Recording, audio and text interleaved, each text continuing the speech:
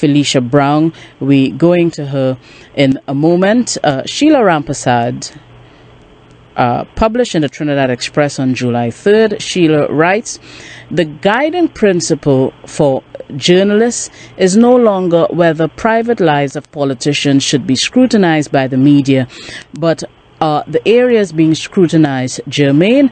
Apply that to Mr. Warner and his revelations about Mrs. Persad-Bissessar, and I would argue that the media is performing its institutional function by reporting those allegations in the first instance and investigating them even further."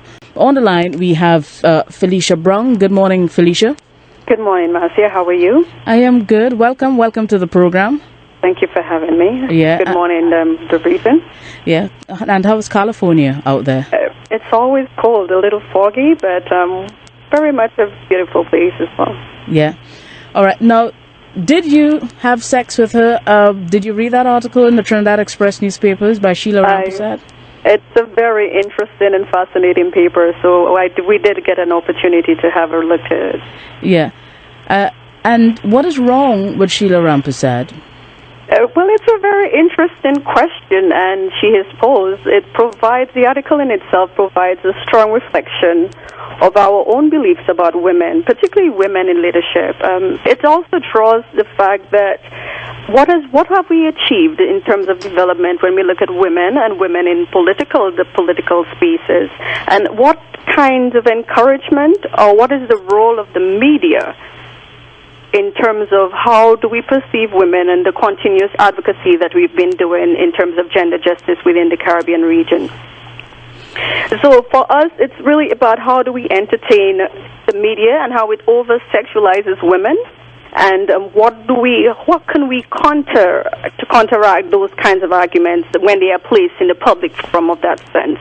And so I believe that her article does have some kind of, it's a position where we have to discuss. It's something that we'll always have to discuss within the Caribbean region when we look at women and how do we sexualize our women as objects within the society.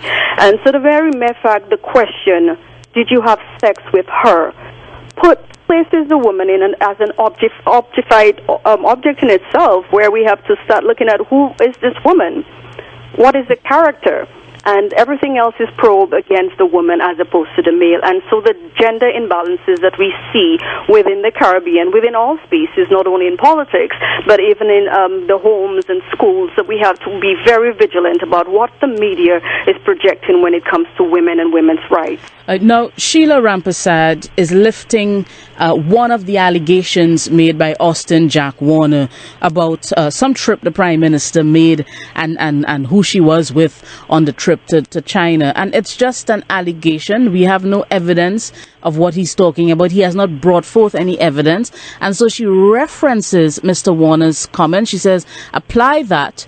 Right. She made the statement, the guiding principles of journalists is no longer whether private lives of politicians should be scrutinized by the media, but are the areas being scrutinized germane. Apply that to Mr. Warner and his revelations about Mrs. Persad-Bissessar. And she says that she will argue that the media is performing its institutional function by reporting those allegations in the first instance and investigating them even further. Well, one of the main interests when you look at her whole, you know who Jack Warner is. Of course, we all do know who Jack Warner is. And now you're a St. Lucian who work out of Barbados. You're a Caribbean woman. Do you see Mr. Warner as credible? Well, the conversation would not evolve around Mr. Warner. I would like the conversation to evolve about what we discussed in terms of private and public morality, where women are never equal on equal spaces when it comes to males and females. But her article is as a result of the words of Jack Warner, and there seems to be an effort by Sheila Rampersad to project Jack Warner as a credible source of information. Well, the idea also is that when we look at men have more authority in terms of what kinds of credibility, in terms of the knowledge and the information that is given. And so what the writer is actually doing is continuously promoting the same ideas that we've had of gender inequality. So the idea is that when you speak with a woman, and it comes back to the same ideas of philosophical analysis of morality, that women have no souls, and women do not usually speak the truth, and women have very, immoral behaviors, as opposed to a male. And so it's easier to take the beliefs of a male or the words of a male of a female. And those are some of the kinds of concerns that we have, that women lack that kind of authority. And so if, as we can see more in the article in itself, we have 3 quotations from 3 males. And these are some of the allegations that they're making. And so when we see those kinds of allegations, of course we're going to take the moral authority over the woman. And so these are the kinds of gender imbalances and double standards that we have within the Caribbean region. And what is very concerning is that when we women ourselves continuously to promote those gender imbalances, and we have a serious concern within the region. I'm writing those kinds of articles, encouraging those types of articles, only places women at a disadvantage. Because rarely do we hear where we speak about women's knowledge or her talent or interest. We're usually interested in her as a sexual object or sexual being, and we have to remove ourselves from those kinds of criteria and create and reshape the way that we want our women to live. Because at the end of the day, we still have younger generations that are coming up. We have males, younger men and women coming up, and these are not the types of ideas and ideologies we'd like to continue to promote.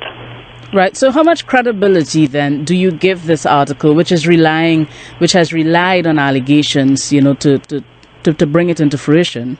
I believe that we can give it some kind of credibility to the sense that it is a space that we need to discuss.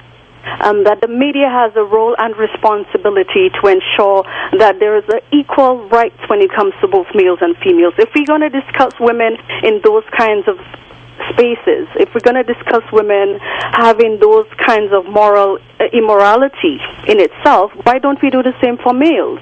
Right. Have we ever wrote any articles that reflects a male sexuality? And when we actually do that, we actually put them in a better light. So in the cases of Gary Hart, where he himself was a womanizer and all the other things, these are some of the concerns. We don't make those kind of equations.